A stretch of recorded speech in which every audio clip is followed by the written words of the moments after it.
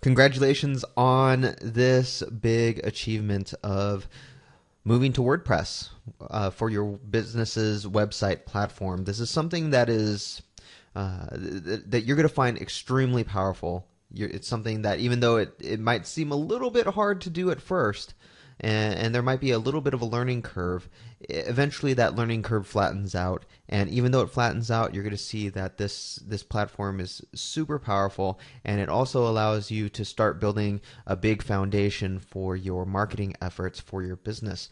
This is definitely going to give you an edge when it comes to your competition, because a lot of business owners do not use WordPress, even though it is used. It is the most widely used platform on the web. So, what we're going to do in these series of videos, we're going to start off with just a general overview of WordPress, which is what this video is about. Then we're going to go into the administrator panel, start looking at all of the various features of WordPress. And with that, we're going to start seeing how to add things such as posts, add things such as pages, change themes out, change plugins, and do just about everything that you wanted to do with your website without having to hire a webmaster full-time or part-time and constantly have to spend money over and over and over again just to get your message out there to your buyers. And so with that, let's start with the overview. So if you have no idea what WordPress is, it is what is called a content management system. WordPress actually started out as a blogging platform, but soon their developers saw the need to be able to do a lot more than just blog.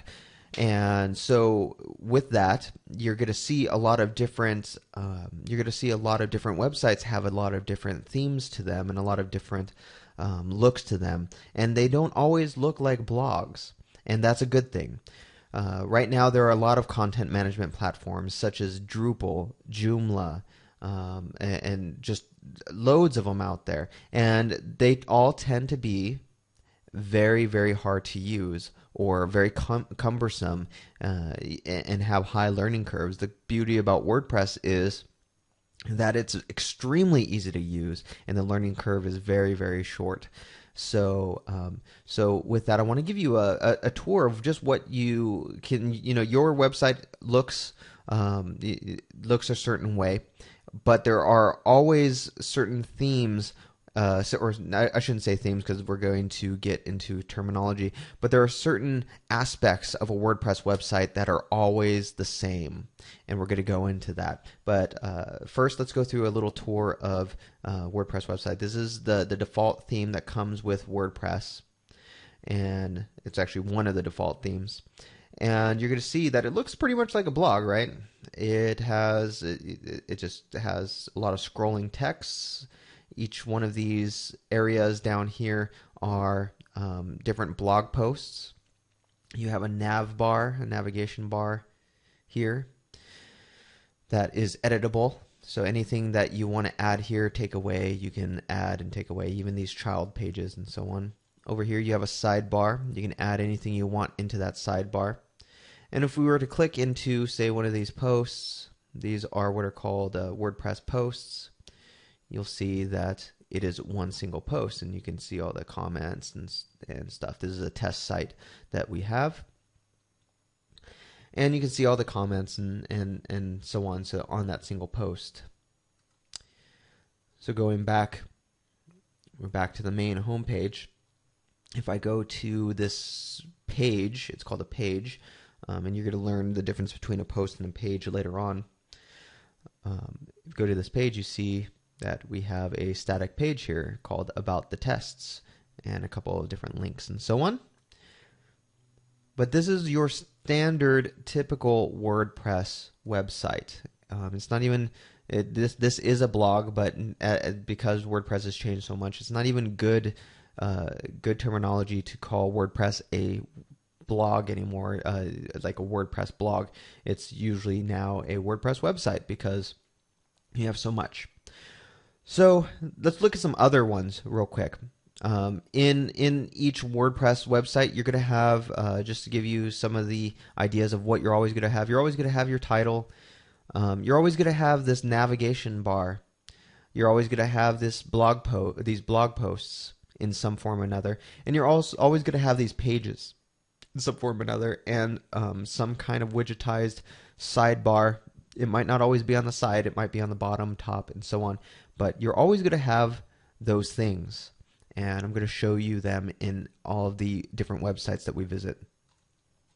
This is a website called for Mobility21. It's a transportation agency. They wanted to have it be pretty complex. Here you have their nav bar that we see, and they're able to change out their nav bar and so on.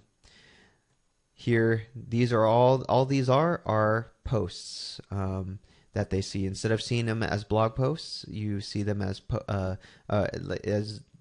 posts like you would see here. You see them as pictures. So if I were to click in here, or this one actually links to another site. Let me give you a better view of what's going on with that.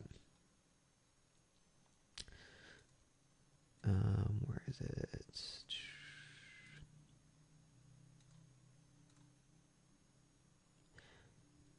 So here's one. So this links to a blog post. Welcome to the new Mobility 21. And so that is a blog post just like you would see if I went into here and did this comment test blog post. All right. So let's go back to their homepage real quick. And they have a lot of different things that they have on here as well. But that's how they wanted their WordPress website to look. You wanted your WordPress website to look a certain way as well. Here's another one. This is a bulldog veterinarian website where they actually use this as an e-commerce site. But here they have a static front page, and then they have different pages. You have your nav bar here, and say if I were to go into this area right here, bully maintenance, and then they have their page. This is a page that they have just like on here. There's a page that they have. And then finally we have a whole different one. This is a consultant slash speaker who has a couple of different books. His name's Neil Schaefer, and he uses his front page to sell his books. But he also has things from his blog and so on. And so when you click on all these different things, it changes what he wants to show. But if you actually go to his blog, it resembles a traditional WordPress blog. He has his nav bar up here. He has a couple of things that he wants. This is a kind of a sidebar widget type thing, but it's up on top. Then he has a sidebar down here, and it looks like a blog, right? So the whole idea is that you always have the same things with, even though they might look differently, you always have the same types of things in a WordPress website that you find all over the place. So keep that in mind when we're talking about certain things that are specific to the site that we're going through. Think about your website page. Think about your WordPress page.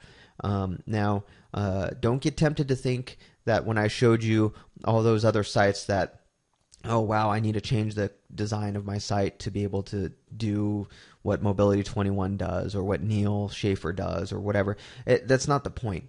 With WordPress websites, it's very easy, especially since you purchase this from someone who is